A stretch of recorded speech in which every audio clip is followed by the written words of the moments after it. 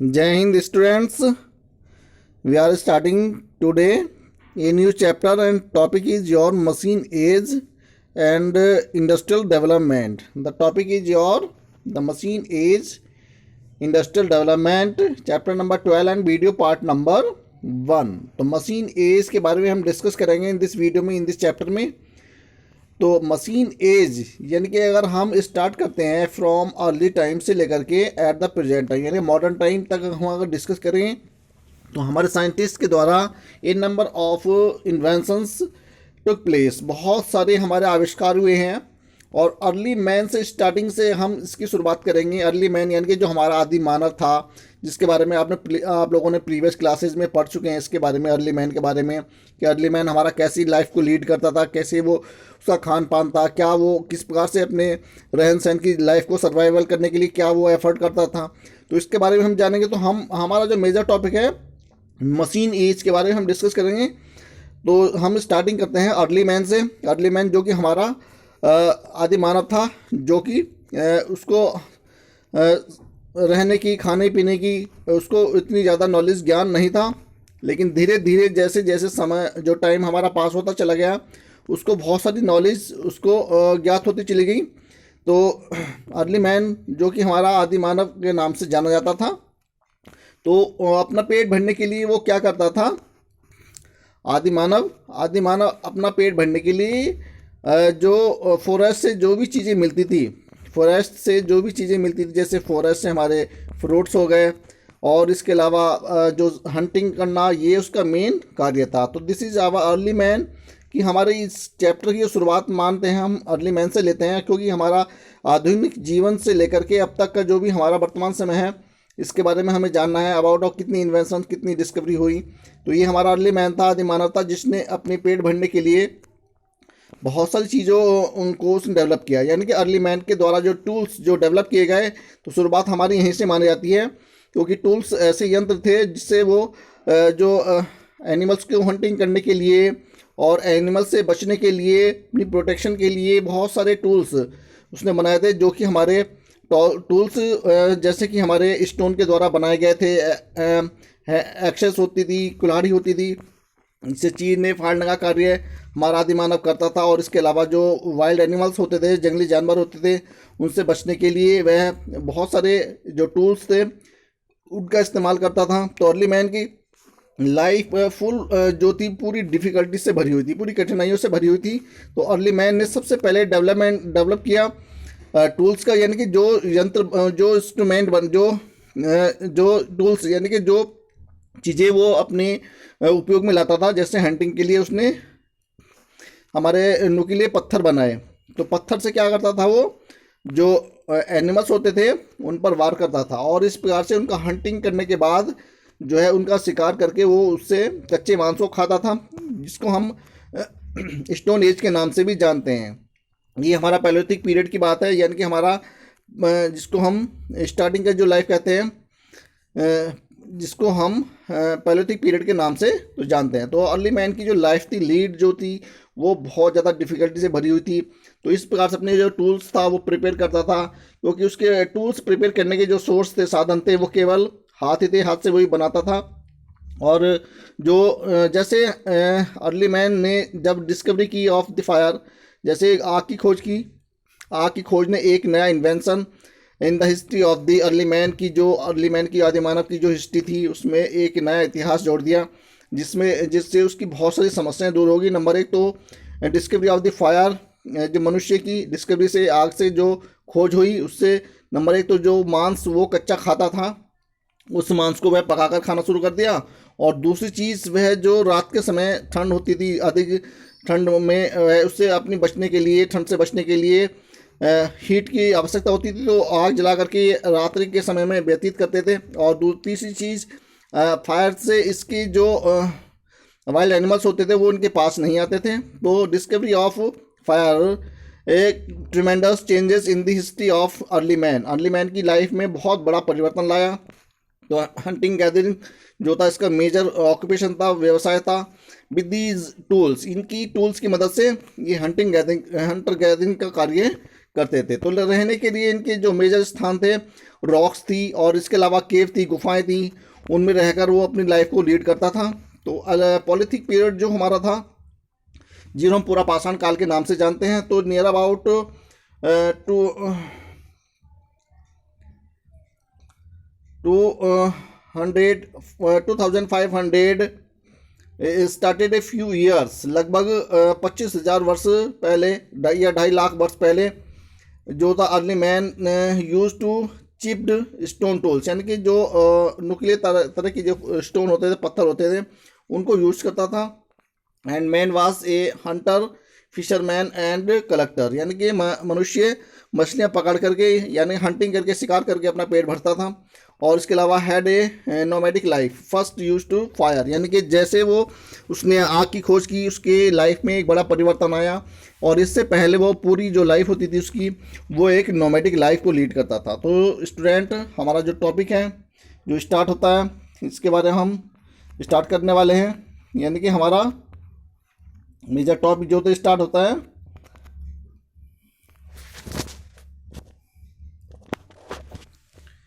Industrial development, जब जो हमारा मेजर टॉपिक है। Let's start our topic industrial development. तो early human first use stone age their tools, यानी कि हमारा जो अर्ली मैन था, आदि मानव था, उसने अपनी लाइफ में सबसे पहले स्टोन टूल्स यूज किए। Then they learn to make tools, weapons, utensils out of wood, bones and stones. They also learn to make pots, यानी कि जो बहुत सारे यंत्र, जो टूल्स उसने बनाए अपने अर्ली लाइफ में, टाइम में, वो थे उसके द्वारा बनाए गए। कुछ हड्डियों के द्वारा, कुछ पत्थरों के द्वारा और कुछ लकड़ी के द्वारा ऐसे टूल्स बनाए गए जिससे वो अपनी लाइफ को लीड करने के लिए, अपनी आप को प्रोडक्शन करने के लिए या हंटिंग करने के लिए उनका टूल्स का इस्तेमाल करता था। तो with these tools they use for hunting, ये टूल्स हंटिंग के लिए इस्तेमाल किए जाते थे।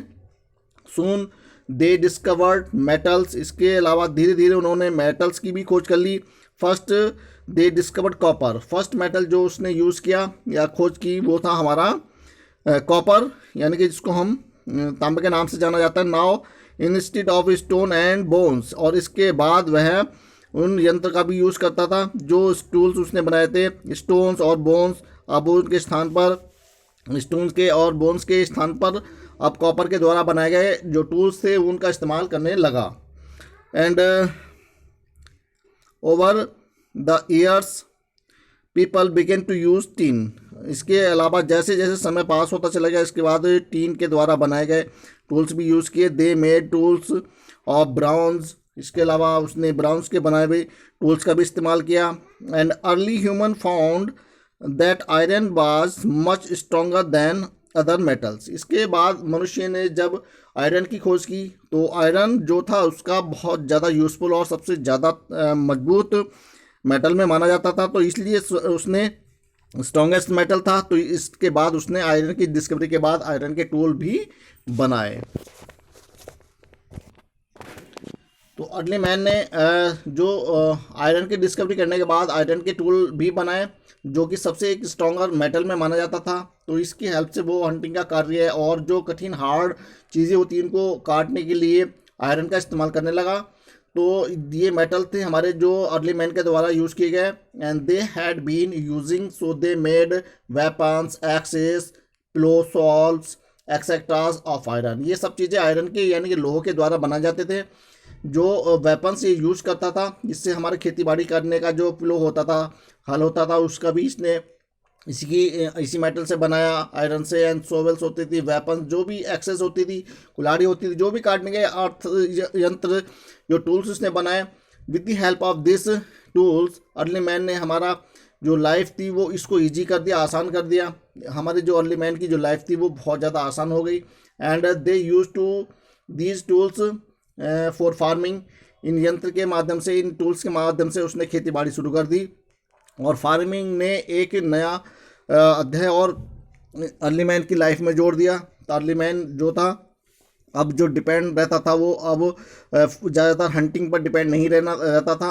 अब उसने फार्मिंग स्टार्ट कर दी। तो फार्मिंग से उसने खेती बाड़ी से उसकी एक लाइफ में एक नया चेंजेस आ गया। उसने जो था खेती बाड़ी करके अनाज को पैदा करके उसको खाना शुरू कर दिया, अनाज को उसको। और इस प्रकार से उसकी लाइफ जो थी आगे लीड होती चली गई। They made wheels of the harder would. और इसके अलावा एक और नया जो चेंज है उसकी लाइफ में आया, जिसको हम व्हील के नाम से जानते हैं। पहिए का आविष्कार ने मनुष्य की लाइफ में एक और नया चेंजेस किया, जिसने मनुष्य की टोटल लाइफ को ही चेंज करके रख दिया। क्योंकि वही जो वो ट्रैवलिंग का कार्य था, वो एक स्थान से दूसरे स्थान तक आने जाने के लिए पैदल ही यात्रा करता था या घोड़ा, जो उसने सबसे पहले जो एनिमल्स टैम किया, डॉग और एक हॉर्स जिसको उसने पाला, तो ये फर्स्ट एनिमल थे।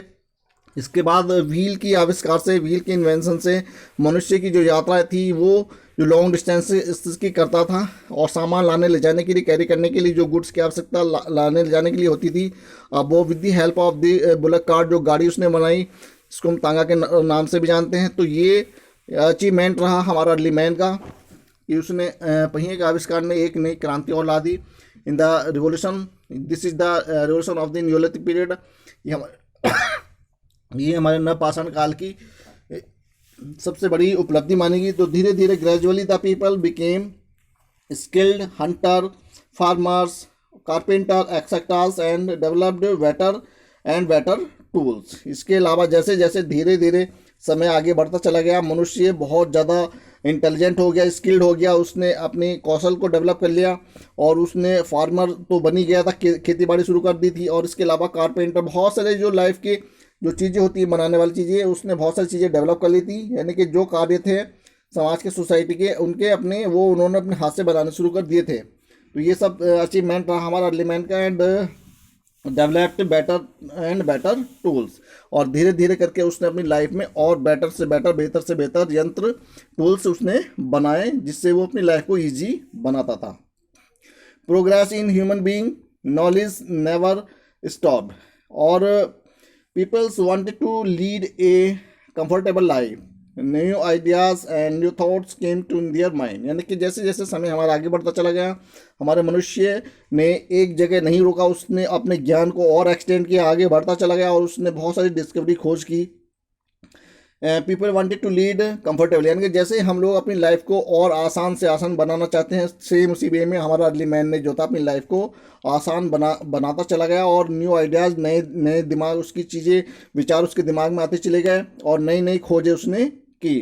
दियर लाइफ स्टाइल चेंज्ड अकॉर्डिंगली। उनका जो पूरा रहन सहन का जो जीवन स्तर था वो पूरी तरह से बदल चुका था।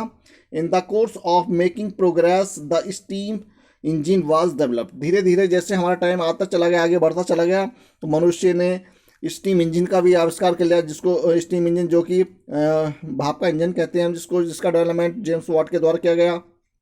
तो ये धीरे धीरे ऐसे हमारा जो मेकिंग ऑफ द टूल्स और ये कार्य था, ये आगे डेवलप होता चला गया और हमारे अर्ली मैन से लेकर के एट द प्रेजेंट टाइम जो मॉडर्न एज है हमारा, आज आधुनिक, जिसको हम मशीनी युग के नाम से जानते हैं, मशीन के युग से जाना जाता है, अर्थात मशीन एज के नाम से इसको हम कहते हैं।